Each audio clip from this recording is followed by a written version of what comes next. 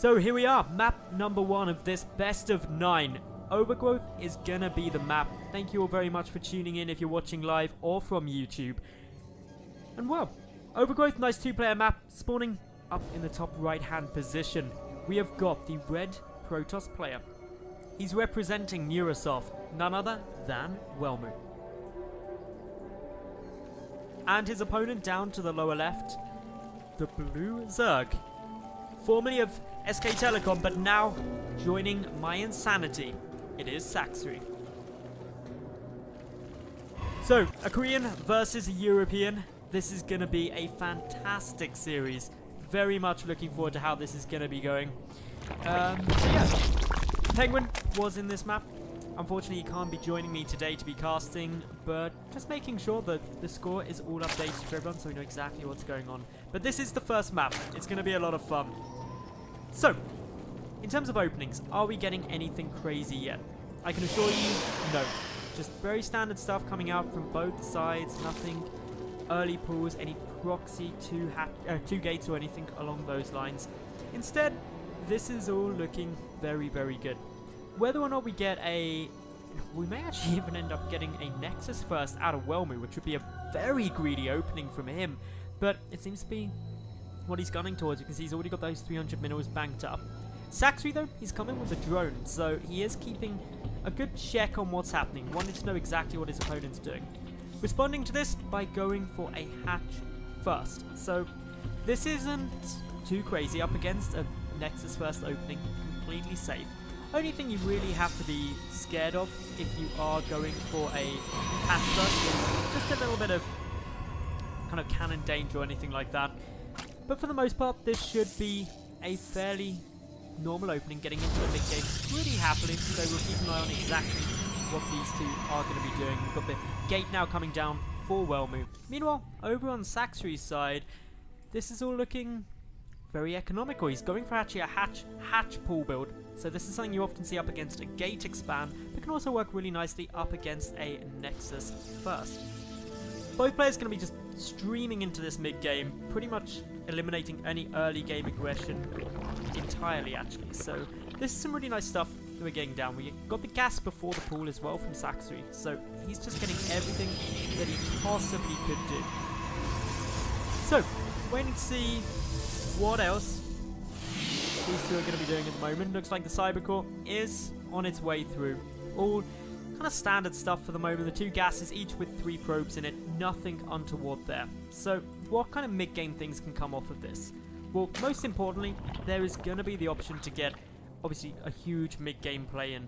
Both players are going to have a solid economy for that kind of mid-game position. That could be anything from Welmu's side.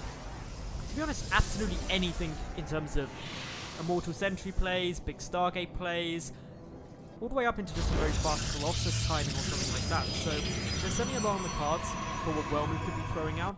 We'll likely see Sacsri trying to be very responsive to that and just trying to deal with whatever Welmu's doing. And we already see that that's kind of immediately on the cards for Sacsri. Sending in that Overlord, trying to just get as much information as possible, and yeah, just checking through, making sure that he doesn't see anything too scary. Coming back actually in with this Overlord now, in case something was built around this pylon. But note, all Welmu's doing, adding in the 2 gateways at the front here. Really nothing crazy in the slightest, and Sacsri's is doing a fantastic job of keeping a huge amount of information going in terms of what he scouts with his Overlords. Nicely done. Anyway, checking around now. Sacsri, in case there's any proxy Stargates or anything proxied at all, or even any just pylons around. Map control is just really on board. This is a fantastic job by Sacsri in terms of seeing everything that's happening on this map. Meanwhile, he's going down the Rotron. This isn't a strange timing of it in the slightest, just kind of teching pretty bang on.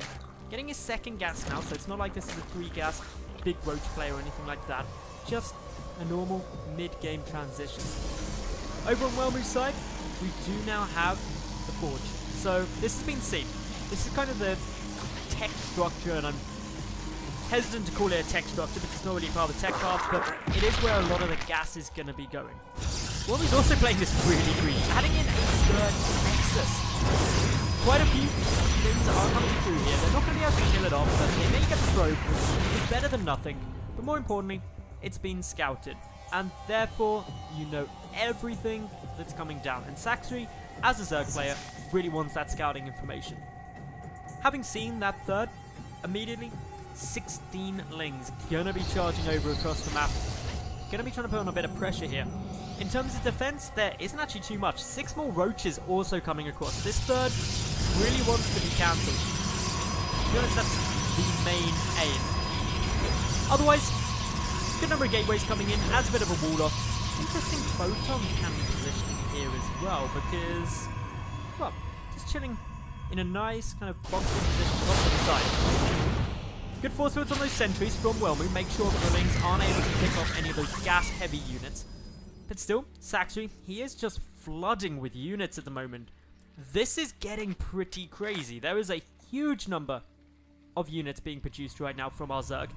And this is going to be a little bit challenging to try and defend, especially if those lings were to get through. That is not what you want. The sentry is going to take quite a bit of damage now. Is it going to survive? It's going to be close. Just 4 HP. That is ridiculously close to the mark. More sentries trying to get wrapped around. The roaches coming through as well. A very aggressive play coming through from our ZerG player here. Welmu doing everything he can to try and defend. He's just getting overwhelmed by a sheer volume of units right now.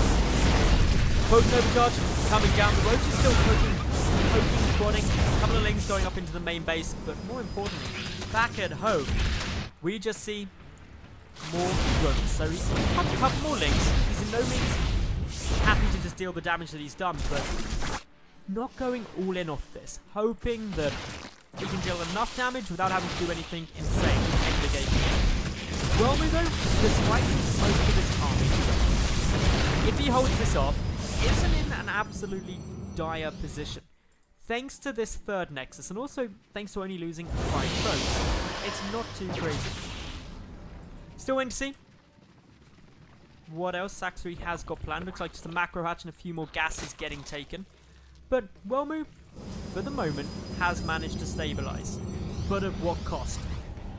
Actually not too much. He's lost a lot more gas than his opponent would have done, because the 7 sentries and 2 stalkers dying. But overall resources lost isn't that terrible. It could be a lot worse. This game could in theory be over by now. But Welmu, he's holding on. He's adding in that Twilight Council now. He's still got a good economy. Just trying to pump out a few more probes.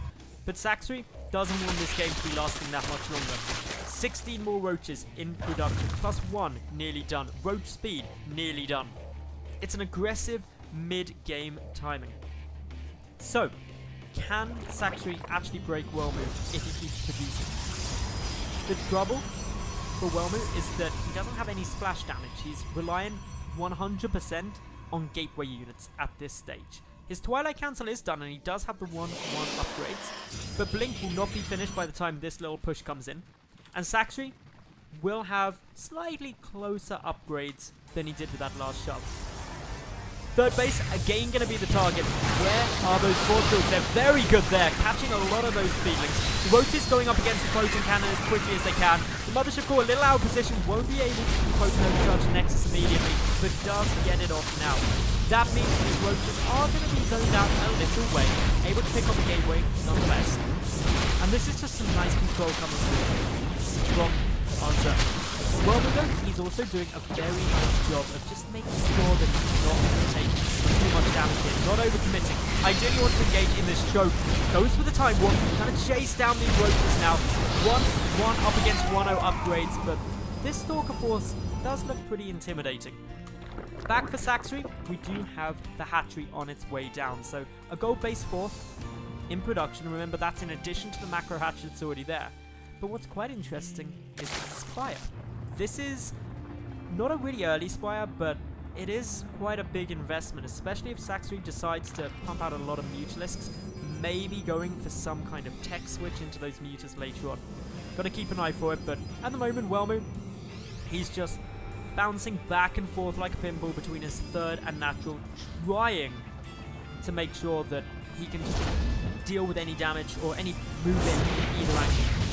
He's actually trying to find somewhere to go and actually sneaking through some burrowed roaches. This is a really nice play. All going up into that main base now. There isn't much in the way of detection. nor in the way of a defense. This could be a bit of a problem for Welmu. Guaranteed to take at least some probe losses here, but how significant will it be? Welmu, he should be aware this is coming through now. Pulls all of the probes back, the damage already being done. The key thing, oh no, the Zealot blocking the Stalkers. Okay, it's realized it moves out the way. This is allowing the roaches to get more damage. At the third, Welmu has caught most of his armor. Nice splitting the force to deal with this threat as it is required. The forge goes down, that is a perfect loss because of course that +2 upgrade really was something that Welmu has been gunning for this entire game. Quite a tight choke here, these forces zoning out a lot of the roaches, preventing them from engaging into this force. And with only roaches and lings, it's not the scariest army as this game goes on and on. Roaches are getting some more probe kills though, and this is getting quite significant now. If you work this, what do you call it? Doors and acidic spitting of Sacsri's army. Welmu is also going to have to contend with Mutalisks soon. 15 on their way. What is the defense to this? 30 Stalkers and 8 Sentries for now. Welmu, got to be cautious about this ground army as well, but it's still pretty scary. Add in the fact that the Baneling Nest is researching Baneling speed, and you're starting to kind of group together what could be a devastating push if it's able to go down. A lot of Spines also on their way to guard this gold base. Sacsri, doing everything that he can, is just trying to make sure that he can't get counterattacked, can't get dropped, or anything like that that could kind of hinder his late game abilities despite applying all this pressure. Push coming in now towards the third base. Meanwhile, the Mutalisk is waiting to ransack into the main. A couple of Stalkers there could still be quite threatening though, so gotta be very, very cautious where he moves in and how he engages, because these are Blink Stalkers, and they do have the 1-1 upgrades, which means that they're not completely useless up against those mutants. Obviously, as the mutant count gets higher though, Stalkers and Sentries alone aren't gonna be a good long-term solution to them. So Welmu needs to identify pretty quickly how much of a commitment to mutas Sacsri is making. If it's too high, that's when you're going to be running into a lot of problems, because without a good group of Phoenix, you're going to struggle to deal with that in the real late stages of the game. Not quite getting to that kind of endgame mutaflock yet, although rapidly approaching it. Top 30 cusp mark is where things get very scary. Forge not going to survive. Again, Sacsri able to delay that third base, but we've got a multi-pronged attack now. A couple of burrowed roaches sneaking in towards the third. The mutas picking apart a few of those Stalkers. Only one muta has died so far, so really good control coming through from the ZvP at the moment. Welmu having to try and deal with these burrowed roaches. Doing a good job of the third though, thanks to the detection of that photon cannon. Meanwhile, still just got a good number of Stalkers waiting up in the main, but this is a very scary force. Behind this, +2 air weapons on its way, but a big engagement now between the third and the natural base. Sacsri loses quite a few roaches there and does not have enough meters in order to engage this army. Caution really is the way Sacsri wants to play this right now. If he picks apart this army in bite-sized chunks, can do alright. This is still a Protoss, and that in itself is quite scary. Welmu moving across the map, getting more aggressive, knows that he needs to do some counter damage. Can't just leave a ZerG player doing whatever he wants. Still though, waiting to see exactly where the Stalkers decide to go after they cut. Don't want to commit, don't want to get surrounded. Force fields now coming in. The Mutaflock engaging from the flank. A lot of these roaches managing to get some damage down. The ZerG on the ground doing an awful lot of damage. And also soaking up quite a bit of that damage. Welmu though, he's still posturing, still trying to find a nice little way to go through here. But what is he going to be able to succeed with? Can he find a way to get more damage? Still we wait patiently to see where he goes for. Welmu pretty much maxed out. He's adding in a couple of Archons, which are going to be a lot of help up against these mutas, thanks to the splash damage against air. But by moving out onto the map, Welmu has allowed his main base to become completely exposed. +2 flyer attack is about to be done as well.